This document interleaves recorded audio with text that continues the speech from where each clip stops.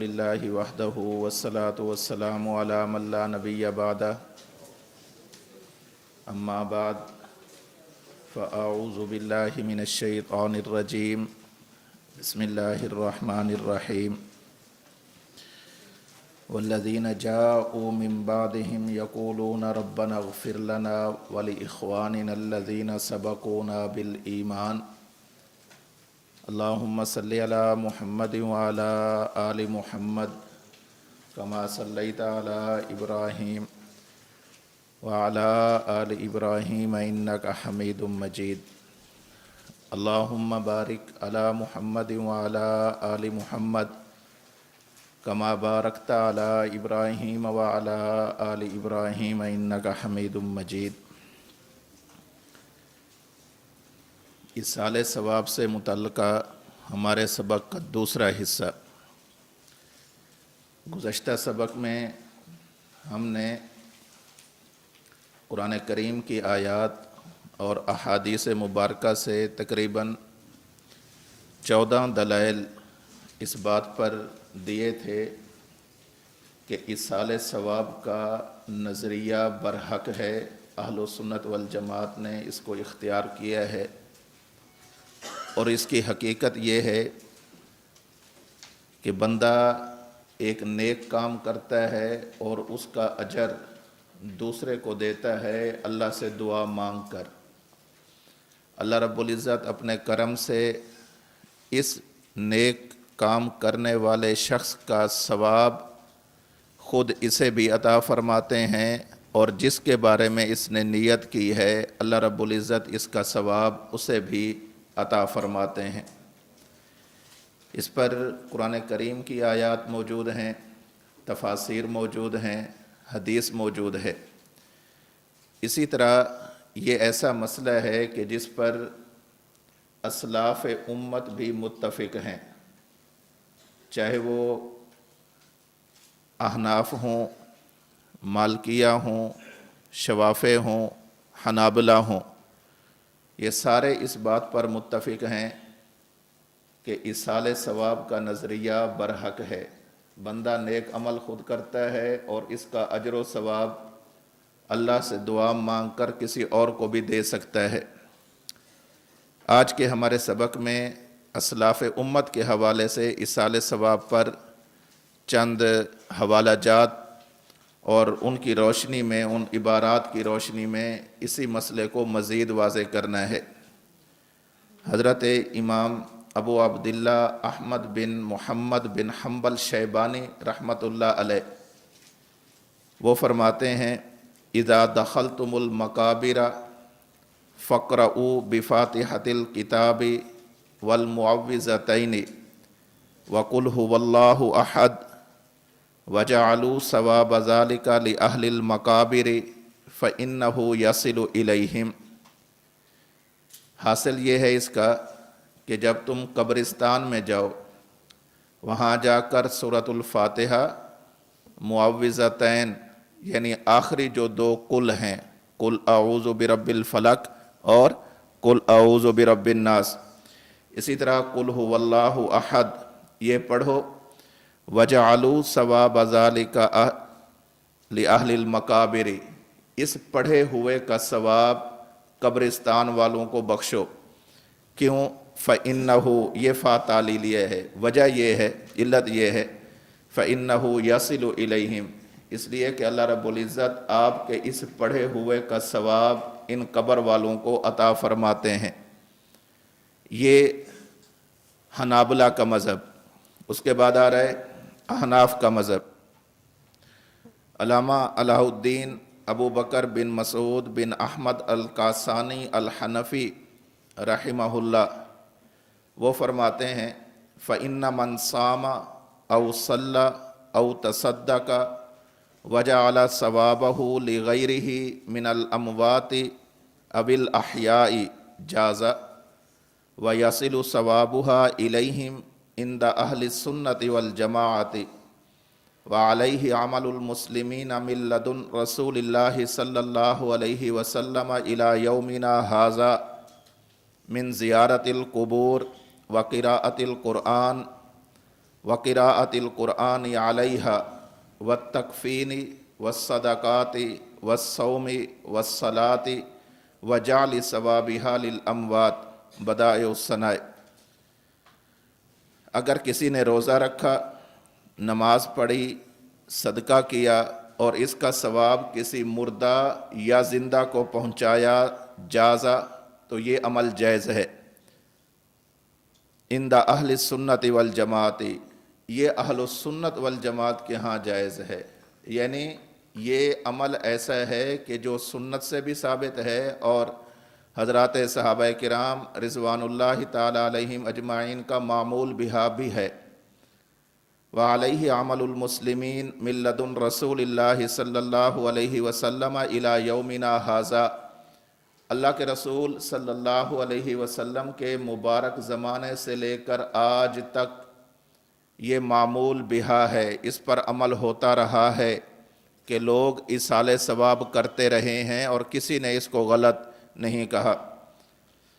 फिर आगे चंद चीज़ें ज़िक्र की हैं। मिन ज़ियारतिल कुबूर, कब्रिस्तान में जाना, व क़िराअतिल क़ुरआन अलैहा, और वहाँ जाकर इसाले सवाब करना, व तकफ़ीन व सदक़ात, इसी तरह कफ़न वग़ैरह सदका करना, रोज़ा, नमाज, व जाल सवाबिहा लिल अमवात, और फिर इन नेक आमाल का सवाब ये नियत करना कि अल्लाह इसका सवाब इन मुर्दों को, इन फौत शुदगान को अता फरमा, अल्लाह रब्बुल इज़्ज़त अता फरमाते हैं।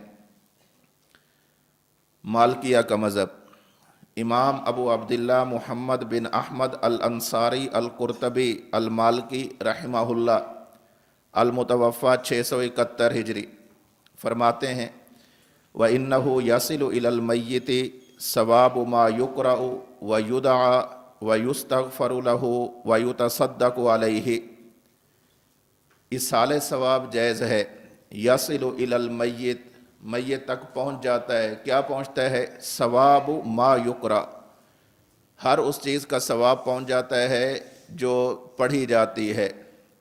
व युदअ, जो उसके हक़ में दुआ की जाती है। व युस्तग़फ़रु लहु, और जो उसके लिए दुआए मग़फ़रत की जाती है। व युतसद्दक़ु अलैहि, और जो उसकी तरफ से सदका किया जाता है।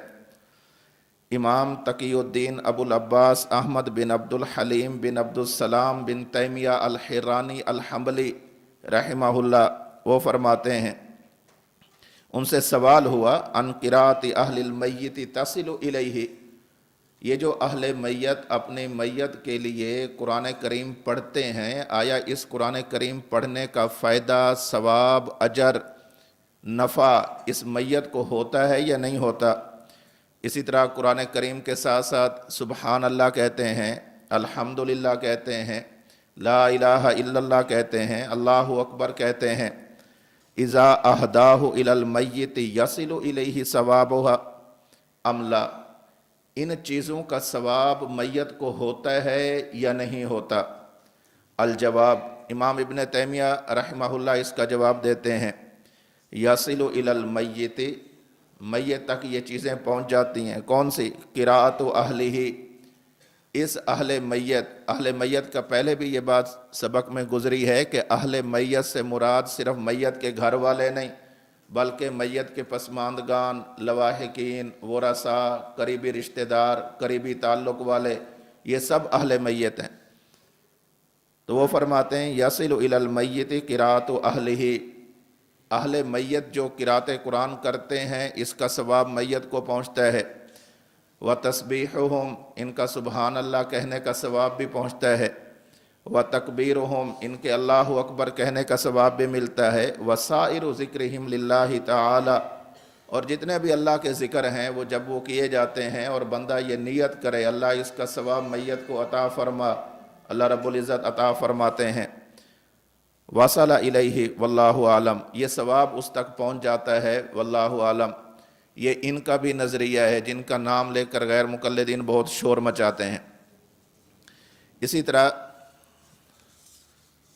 पाँचवां हवाला, इमाम इब्न सिराज रहमहुल्लाह ने अल्लाह के नबी सल्लल्लाहु अलैहि वसल्लम की तरफ से 10,000 मरतबा कुरान करीम ख़त्म करके उसका इसाले सवाब किया। یہاں یہ بات یاد رکھنا، یہ بات شروع میں بھی گزری ہے اور دوبارہ بھی ذکر کی جا رہی ہے، یہ ایصال ثواب کی ضرورت دو طرح کے لوگوں کو ہے، چاہے وہ نیک ہے اسے بھی ہے، اگر گناہ گار ہے اسے بھی ہے۔ ہاں، گناہ گار کو زیادہ ہے کہ اس پر اس کی مغفرت کا فیصلہ ہونا ہے، لیکن نیک آدمی کو بھی ضرورت ہے ثواب کی، اس لیے کہ اس کی وجہ سے اس کے درجات بلند ہونے ہیں۔ یہ اپنی محبت کی ایک بات ہوتی ہے۔ ہمارے ہاں یہاں یہ معمول ہے کہ ہم قربانی کے موقع پر اللہ کے رسول صلی اللہ علیہ وسلم کی طرف سے قربانی کرتے ہیں، حضرت امام ابو حنیفہ رحمۃ اللہ علیہ کی طرف سے قربانی کرتے ہیں، اور حجت اللہ فی الارض رئیس المناظرین حضرت مولانا امین صفدر اکاڑوی رحمۃ اللہ علیہ کی طرف سے قربانی کرتے ہیں۔ ہمارے یہاں یہ مرکز کا معمول ہے۔ تو یہ ایک تعلق کی بات ہے، محبت کی بات ہے۔ امام ابن السراج رحمہ اللہ نے اللہ کے رسول صلی اللہ علیہ وسلم کو ہدیہ پیش کیا ہے، اور ہدیہ بھی کیسا پیش کیا ہے؟ 10,000 مرتبہ قرآن کریم ختم کیا ہے، اور اس کا ثواب اللہ کے رسول صلی اللہ علیہ وسلم کی خدمت میں پیش کیا ہے۔ یہ بزرگوں کے اپنے اپنے مزاج ہوتے ہیں۔ ہمارے یہاں استاد ہیں حضرت مولانا عابد جمشید صاحب، ان کے والد صاحب، انہوں نے 35 سال روزہ رکھا ہے، 35 سال سوائے ایام ممنوعہ کے، باقی مسلسل انہوں نے روزے رکھے ہیں۔ اور انہوں نے کیوں رکھے ہیں وہ خود فرماتے ہیں کہ میں نے اس لیے رکھے 35 سال کا عرصہ روزے، صرف اس لیے کہ میں اللہ کے رسول صلی اللہ علیہ وسلم کے روضہ اقدس پر حاضر ہو کر یہ والا ہدیہ اللہ کے رسول کی خدمت میں پیش کر سکوں۔ یہ اپنی اپنی محبت کی بات ہوتی ہے۔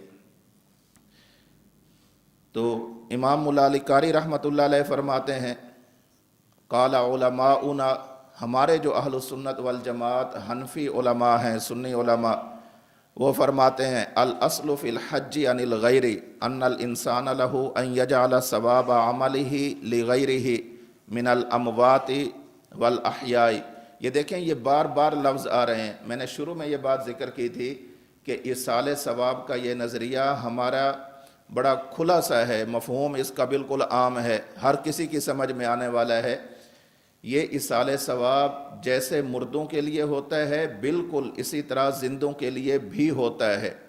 ہم میں سے بہت سارے لوگ ایسے ہیں کہ ایصال ثواب کو کسی حد تک تسلیم کر لیتے ہیں، لیکن صرف یہ سمجھتے ہیں کہ یہ مردوں کو کیا جا سکتا ہے، زندوں کو نہیں کیا جا سکتا۔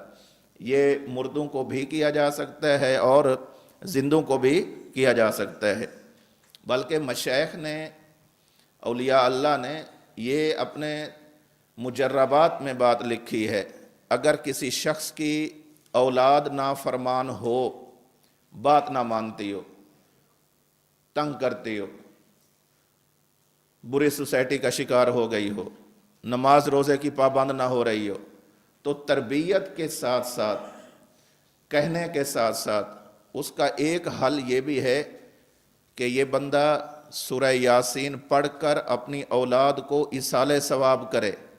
اللہ رب العزت اس کی برکت سے اس بچے کو نافرمانی سے ہٹا کر فرما برداری کی طرف لے آتے ہیں۔ یہ مشائخ نے اپنے مجربات میں لکھا ہے، اور چونکہ ہمارا نظریہ ہے کہ ایصال ثواب زندوں کو بھی کیا جا سکتا ہے، مردوں دونوں کو کیا جا سکتا ہے۔ جی، ہمارے علماء فرماتے ہیں الاصل فی الحج عن الغیر، دوسرے کی طرف سے حج کے جائز ہونے کی بنیاد یہ ہے ان یجعل ثواب عملہ لغیرہ من الاموات والاحیاء، کہ انسان اپنے عمل کا ثواب مردوں اور زندوں کو پہنچانا چاہے تو پہنچا سکتا ہے، حجن او صلاتن او صومن او صدقتن او غیرہا، چاہے وہ عمل حج ہو، نماز ہو، روزہ ہو، صدقہ ہو، یا اس کے علاوہ ہو، مثلا کتلاوت القرآن والاذکار، قرآن کریم کی تلاوت ہو، ذکر اذکار ہو، فَإِذَا فَعَلَ شَيْئًا مِّنْ هَذَا، اگر بندہ یہ کام کر لیتا ہے اس وجہ سے وَجَعَلَ ثَوَابَهُ لِغَيْرِهِ، اور اس کا ثواب اپنے علاوہ کسی اور کو پہنچاتا ہے، جازا، تو یہ جائز ہے، وَيَصِلُ إِلَيْهِ عِنْدَ أَهْلِ السُّنَّةِ وَالْجَمَاعَةِ، اور اہل السنت والجماعت کے ہاں یہ والا عمل کرنا، یہ والا کام کرنا، اصال ثواب کرنا بالکل برحق نظریہ ہے۔ لیکن یہ جو یہاں پر بات آئی ہے نا صوم کی، صلاۃ کی، حج کی وغیرہ، یہاں پر یہ بات ہمیشہ ذہن میں رکھیے گا کہ یہاں فرائض اور واجبات کے علاوہ کی قید معتبر ہے۔ مذکورہ بالا ائمہ جہاں عبادات مالیہ کے بارے میں اصال ثواب کے قائل ہیں، وہاں عبادات بدنیہ بطور خاص تلاوت قرآن کے بارے میں بھی اصال ثواب کے قائل ہیں۔ یہ جہاں ابھی باتیں گزری ہیں، یہ جیسے عبادات مالیہ کے بارے میں کوئی بندہ صدقہ کر دیتا ہے، عبادات مالیہ ہے، جیسے اس کے قائل ہیں، بالکل اسی طرح عبادات بدنیہ کے بھی قائل ہیں۔ کوئی بندہ قرآن کریم کی تلاوت کر دیتا ہے، دعا کر دیتا ہے، ذکر اذکار کر کے اس کا ثواب میت کو پہنچا دیتا ہے، تو یہ دونوں کے قائل ہیں۔ دوسری بات، عام طور پر یہ مسئلہ بہت پریشانی کا باعث بنتا ہے کہ اگر کوئی بندہ فوت ہو جائے تو اس موقع پر دعا کرنی ہے تو کیسے کرنی ہے، ہاتھ اٹھا کر کرنی ہے یا بغیر ہاتھ اٹھائے دعا کرنی ہے؟ یاد رکھنا دونوں طرح کرنا یہ جائز ہے۔ اگر کوئی بندہ فوت ہوتا ہے تو آپ اس کے اہل میت کے پاس آپ گئے ہوئے ہیں تعزیت کرنے کے لیے، پھر تعزیتی کلمات کہیں۔ ہمارے ہاں رواج بہت عجیب ہیں، ہمارے ہاں تعزیت کے لیے آتے ہیں اور آتے ہی کہتے ہیں دعائے خیر۔ اب دعائے خیر ہو رہی ہے اور دعا کے اندر بھی دعا نہیں مانگی جا رہی، دعا کے لیے ہاتھ اٹھا کر اصال ثواب کیا جا رہا ہوتا ہے۔ پھر ہاتھ اٹھ گئے سب کے، اب یہ شروع کر دیتا ہے الحمدللہ رب العالمین الرحمن الرحیم، یہ ختم کرتا ہے۔ اس کے بعد سورۃ فاتحہ کے بعد سورہ اخلاص پڑھتا ہے، معوذتین پڑھتا ہے، کسی کو کچھ زیادہ یاد ہوں تو آخری 10 سورتیں پڑھ لیتا ہے، اور اجمعین۔ بابا یہ والا جو عمل کیا ہے یہ عمل اصال ثواب ہے، اصال ثواب، اور اصال ثواب کے لیے آپ گھر میں بیٹھ کر کر لیں، چلو اہل میت کے پاس آ کر بھی کرنا ہے تو جو اصال ثواب کا طریقہ ہے اسی طریقے کے مطابق کرنا چاہیے۔ آپ دعا مانگنے آئے ہیں، آپ یوں کہیں کہ اللہ اس فوت ہونے والے کی بخشش فرما، اس کے گناہوں کو معاف فرما، یہ جو آپ اس کے حق میں دعائے مغفرت کر رہے ہیں یہ بھی اصال ثواب ہے۔ لیکن اصال ثواب میں پیش کیا کرنا ہے؟ قرآن کریم، اور طریقہ کون سا ہے؟ ہاتھ اٹھا کر دعا مانگنے والا۔ یہ عمل درست نہیں ہے۔ اصال ثواب جائز ہے، لیکن اصال ثواب میں قرآن کریم کا اصال ثواب کرنے کے لیے یوں ہاتھ اٹھا کر بیٹھ جانا اور پھر 4 سورتیں پڑھ لینا، آخری 4 سورتیں پڑھ لینا، اور پھر اس کا یہ کہنا کہ اجمعین، یہ والا عمل درست نہیں ہے۔ ہاں آپ نے قرآن کریم کا اصال ثواب کرنا ہے، قرآن کریم پڑھیں اور اس کے بعد دعا کریں، اللہ میں نے یہ جو قرآن کریم پڑھا ہے اس کا ثواب اسے عطا فرما۔ بات سمجھ میں آتی ہے؟ اور اگر آپ اہل میت کے پاس گئے ہوئے ہیں تو وہاں جا کر ان کو تعزیتی کلمات کہیں، صبر امیز کلمات کہیں، تسلی امیز کلمات کہیں، ان سے کہیں کہ اللہ کی مرضی، اللہ رب العزت کا قانون ہے، اللہ آپ کو صبر کی توفیق نصیب فرمائے۔ اور اس میت کے بارے میں اگر کوئی نیک بات آپ کو پتہ ہے کہ وہ فوت ہونے والا شخص نمازی تھا، حافظ تھا، عالم تھا، نیک آدمی تھا، نیک کام کرتا تھا، رفائی کام کرتا تھا، ان کے نیک کاموں کا تذکرہ کریں تاکہ اہل میت کو تسلی ہو۔ لیکن جاتے ہیں اہل میت کو تسلی دینے کے لیے، کہاں جا رہے ہیں جی؟ جی ان کے پاس جاتے ہیں، ان کی فوتگی ہو گئی ہے، کرنا کیا ہے؟ الحمدللہ رب العالمین، سورۃ فاتحہ پڑھنے جا رہے ہیں۔ یہ والا عمل گھر میں بیٹھ کر نہیں ہو سکتا۔ یہ دیکھنا، ایک ضرورت ہے میت کی، وہ ہے اصال ثواب، اور دوسری ضرورت ہے اہل میت کی، اور وہ کیا ہے؟ وہ تعزیت ہے۔ تو تعزیت کے موقع پر جا کر اصال ثواب، ان دونوں کو آپس میں گڈ مڈ نہیں کرنا، ملا جلا نہیں دینا، فرق کرنا مشکل ہو جائے کہ آیا یہ اصال ثواب کرنے آیا ہے یا یہ تعزیت کرنے آیا ہے، کم از کم فرق رکھنا چاہیے۔ یہ جو ہاتھ اٹھا کر دعا مانگنے کے جواز ہے، اس پر صحیح بخاری کی باب غزوہ اوطاس کے اندر حضرت امام بخاری رحمہ اللہ روایت لے کر آئے ہیں۔ حضرت ابو عامر رضی اللہ تعالیٰ عنہ کو اللہ کے نبی صلی اللہ علیہ وسلم نے اوطاس کی طرف بھیجا، وہاں پر وہ شہید ہونے لگے، تو انہوں نے اپنا پیغام اللہ کے نبی صلی اللہ علیہ وسلم کے نام بھیجا۔ صحابی آئے، اللہ کے رسول صلی اللہ علیہ وسلم کی خدمت میں آ کر عرض کی کہ حضرت ابو عامر جب شہید ہونے لگے تھے تو انہوں نے آپ کے نام سلام بھی بھیجا ہے اور دعائے مغفرت کے لیے بھی کہا ہے۔ اللہ کے رسول نے فوراً ہاتھ اٹھا لیے، اور یہاں پر راوی یہ فرماتے ہیں اللہ کے رسول صلی اللہ علیہ وسلم نے فدعا بماء، آپ صلی اللہ علیہ وسلم نے وضو کے لیے پانی منگوایا، ثم رفع یدیہ، پھر آپ نے ہاتھ اٹھائے، فقال اللہم اغفر لعبید ابی عامر، پھر دعا کی ہے اللہ ابو عامر کی مغفرت فرما۔ راوی کہتے ہیں وَرَأَيْتُ بَيَاضَ إِبْطَيْهِ، اللہ کے رسول نے اتنے بلند ہاتھ فضا میں بلند کیے، اتنے بلند اٹھائے کہ مجھے آپ کے بغل مبارک کی سفیدی نظر آ رہی تھی، یعنی اونچے ہاتھ اٹھائے ہوئے تھے۔ تو ہاتھ اٹھانا بھی ثابت ہے۔ ہمارے ہاں دونوں طریقے میں ذرا افراط اور تفریط کر لیا جاتا ہے۔ جو دعا کے قائل ہوئے بھی ہیں وہ اس معاملے میں اتنی سختی کر جاتے ہیں کہ جی ہاتھ نہیں اٹھانا ہے، ہاتھ نہیں اٹھانا ہے۔ بابا ہاتھ اٹھانے کا جواز ملتا ہے، اس میں اتنی شدت نہیں کرنی چاہیے۔ ہاں اس کو ضروری نہیں سمجھنا چاہیے کہ جو بندہ ہے ہاتھ اٹھاؤ ہاتھ اٹھاؤ ہاتھ اٹھاؤ، اور ہاتھ اٹھائے بغیر کو دعا ہی نہ سمجھا جائے، یہ عمل درست نہیں ہے۔ اب اس کے بعد غیر مقلدین کا موقف اور ان کے جو دلائل ہیں انہیں ذکر کیا جاتا ہے۔ غیر مقلدین کا اس بارے میں موقف یہ ہے کہ قرآن مجید کی تلاوت کا ثواب کسی اور کو پہنچانا، اس کا ایصال کرنا، یہ درست عمل نہیں ہے۔ چنانچہ حافظ عبدالستار الحماد لکھتے ہیں صحیح موقف یہی ہے کہ قرآن پڑھنے کا میت کو ثواب نہیں پہنچتا۔ انہیں نہیں پہنچتا ہوگا، کوئی دوسری ایسی بات نہیں ہے، ہمارے ہاں پہنچ جاتا ہے۔ اور ان کی یہ بات فتاوی اصحاب الحدیث جلد نمبر 1 صفحہ 175 پر موجود ہے۔ غیر مقلدین کا یہ دعویٰ ہے کہ اگر کوئی بندہ فوت ہو جائے تو اس کے لیے جو قرآن کریم پڑھا جاتا ہے اس قرآن کریم کا ثواب اسے نہیں پہنچتا، یہ دعویٰ ہے۔ دلیل کون سی ہے جو عام طور پر پیش کی جاتی ہے؟ دلیل ہے وَأَن لَيْسَ لِلْإِنسَانِ إِلَّا مَا سَعَى، سورۃ النجم کی آیت نمبر 39۔ اس کا کیا ہے؟ وَأَن لَيْسَ لِلْإِنسَانِ إِلَّا مَا سَعَى، انسان کے لیے صرف وہی ہے جس کی وہ محنت کرتا ہے۔ اب یہ میت محنت نہیں کر رہا، کوشش نہیں کر رہا، تو اس کے لیے اس کا ثواب کیسے ہو سکتا ہے؟ اسی آیت کی تفسیر میں لکھتے ہیں اس آیت سے ان علماء کا استدلال صحیح ہے جو کہتے ہیں قرآن خوانی کا ثواب میت کو نہیں پہنچتا، اس لیے کہ یہ مردہ کا عمل ہے نہ اس کی محنت۔ اور قرآن کریم کیا کہہ رہا ہے؟ وَأَن لَيْسَ لِلْإِنسَانِ إِلَّا مَا سَعَى، کہ جو انسان محنت کرے گا اسی کا اجر پائے گا۔ اب میت تو فوت ہو گیا ہے شخص، یہ تو محنت نہیں کر رہا، محنت تو بعد والے لوگ کر رہے ہیں، اہل میت کر رہے ہیں، اس کے دوست رشتہ دار کر رہے ہیں، تو جو اس کی محنت ہے ہی نہیں، دوسروں کی محنت ہے، تو دوسروں کی محنت کا فائدہ اسے نہیں ہوگا۔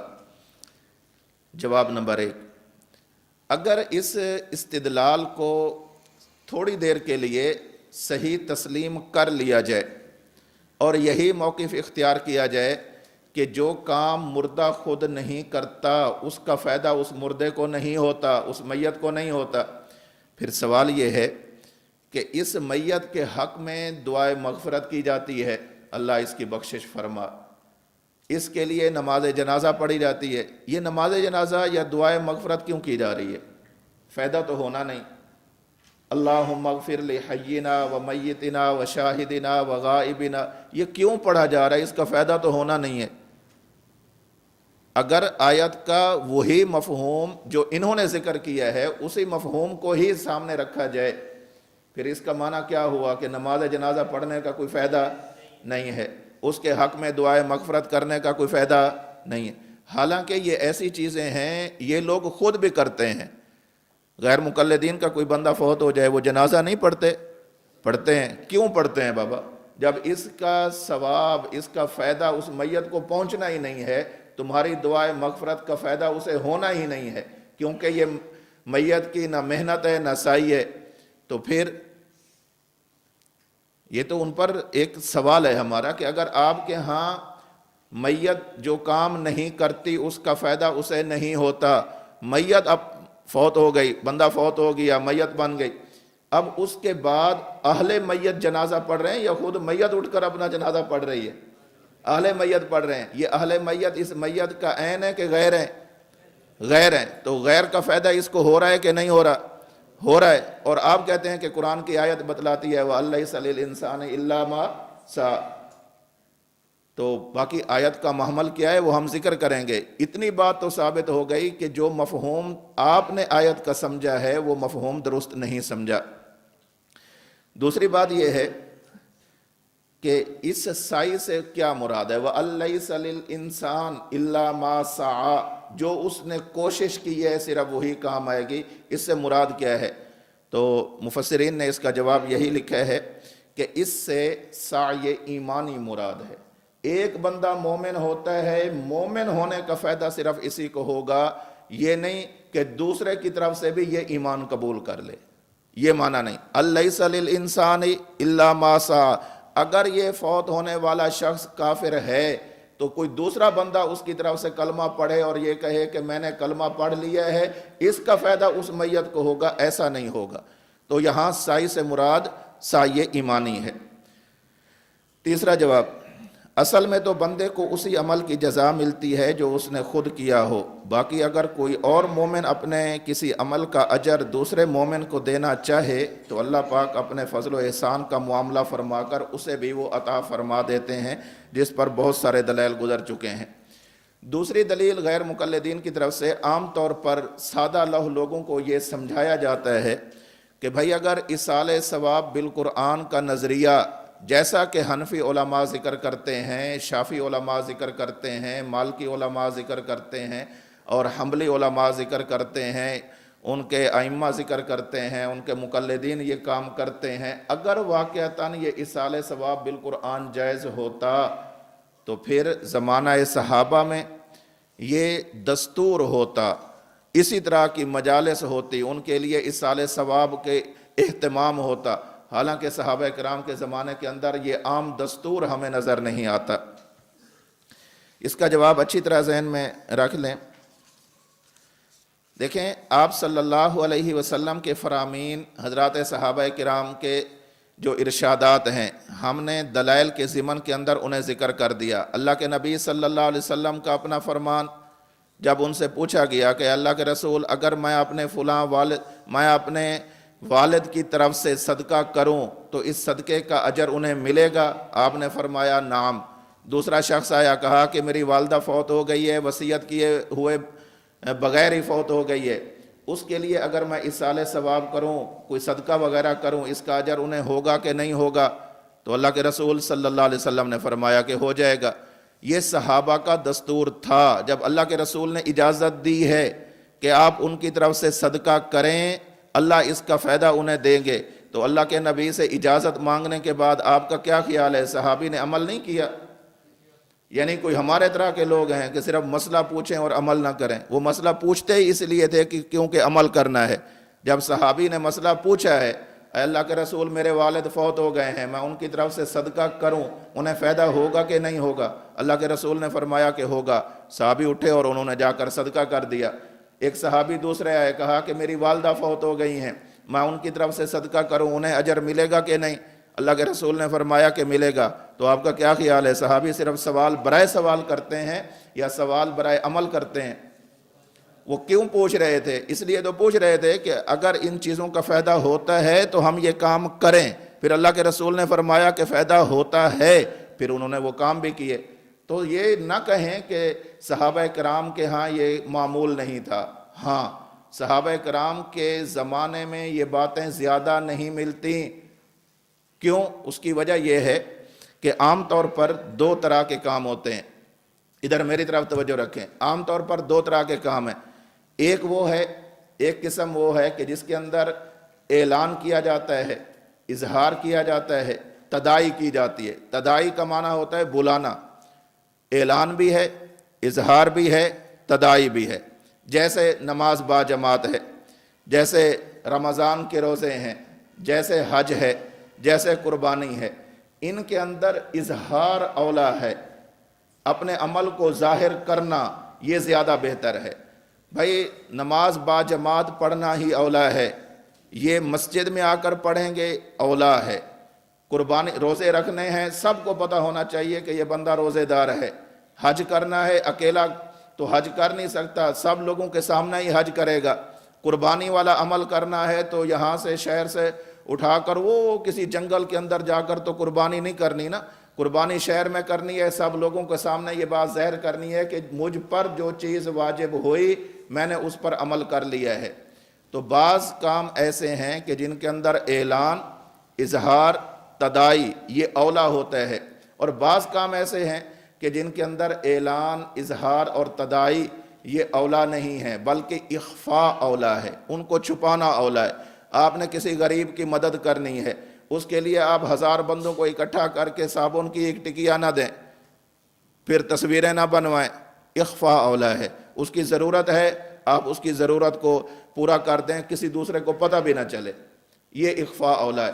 کسی کے ساتھ ہمدردی کرنا یہ اخفاء یہاں پر اولا ہے، اور یہ جو ایصال ثواب والا کام ہے یہ کسی کے ساتھ ہمدردی ہو رہی ہے، یہاں بھی اخفاء اولا ہے۔ اور پھر اللہ کے رسول صلی اللہ علیہ وسلم کے مبارک زمانے میں بعض کام ایسے بھی ہو گئے کہ صحابہ کرام نے سوال کیا، اللہ کے رسول صلی اللہ علیہ وسلم نے اس کا جواب دیتے ہوئے وہ مسئلہ واضح کر دیا۔ چند باتیں ہمیں معلوم ہو گئیں، چونکہ اس کام کا تعلق، ایصال ثواب کا تعلق دوسروں کے ساتھ خیر خواہی والا تھا، اور اس میں اخفاء ہی اولا ہوتا ہے، اس لیے اس طرح کے زیادہ واقعات ہمیں نہیں ملتے۔